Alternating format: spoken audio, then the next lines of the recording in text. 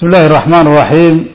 الحمد لله رب العالمين، والصلاة والسلام على أشرف الأنبياء والمرسلين سيدنا ونبينا محمد وعلى آله وصحبه وسلم أجمعين. قال الله تعالى في كتابه العزيز: نساؤكم حرث لكم فأتوا حرثكم أن شئتم وقدموا لأنفسكم واتقوا الله واعلموا أنكم ملاقوه وبشر المؤمنين. صدق الله العظيم. وقال تعالى: فاسألوا أهل الذكر إن كنتم لا تعلمون.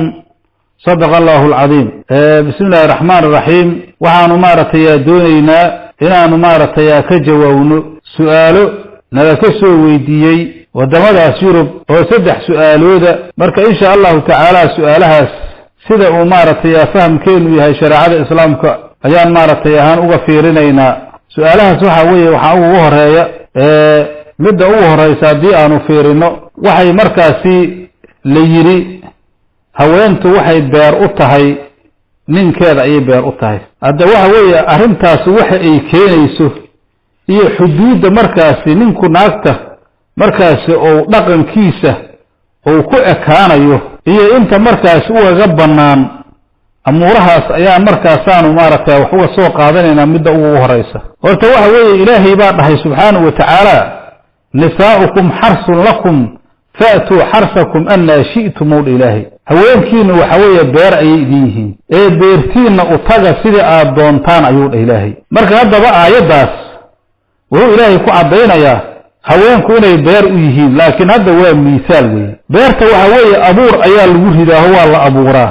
markii la abuuro abuur ayaa ka soo dhasha, markaas abuurkaas dalagii ka dhasho oo simaarta ayaa la gurtaa. haweenka marka ilaahay wuxuu ku shabahay dhulkii buu ku shabahay, arlada dhulka oo la beeraayo.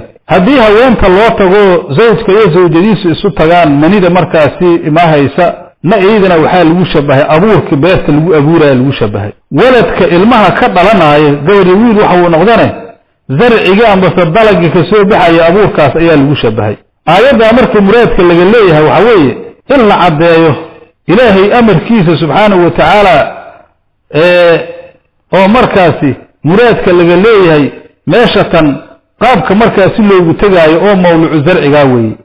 meesha loo tagaayo ninku naagtiisa uga tagaayene waa xagga markaasi qubulka weeye. oo marka ilaahay uu leeyahay haweenkiinu beer ayay yihiin ee beertiina u taga sida aad doontaan u taga.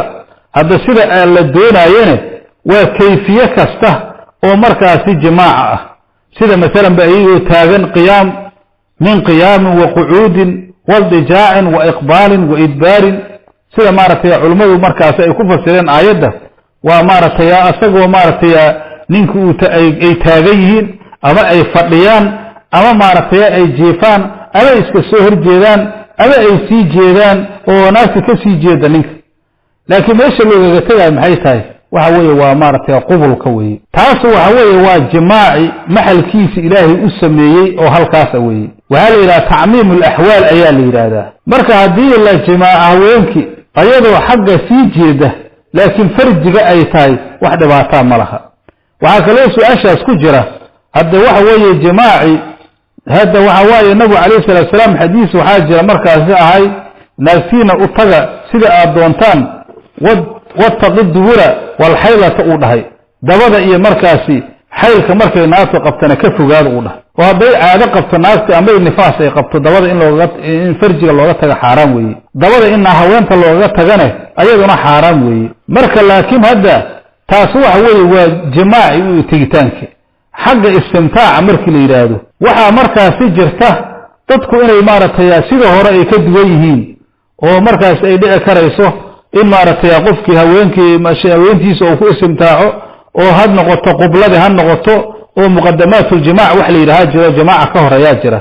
hadii mesela ay noqoto xagga maartay qiblada ama dhunkoosho ama shumiska waxa loo yaqaano oo markaasi meel kasta laga shuminaayo, haday noqoto maartay xagga kale istimtaaca waxa weeye intaas waa u banaan tahay. haday mesela dadku su'aalaha ay ka keenayaan sida hadda culimo badan kutubtooda ay ku qoreen maartay kutub badan ayaa jirto arrimahaas ka hadasha ayaa jirto. haddaan culimadan dambe casriga xataa ay wax badan ka qoreen marka hadii maraajicda kutubteena loo noqdane wax dhibaato aysan ka imaanaynin.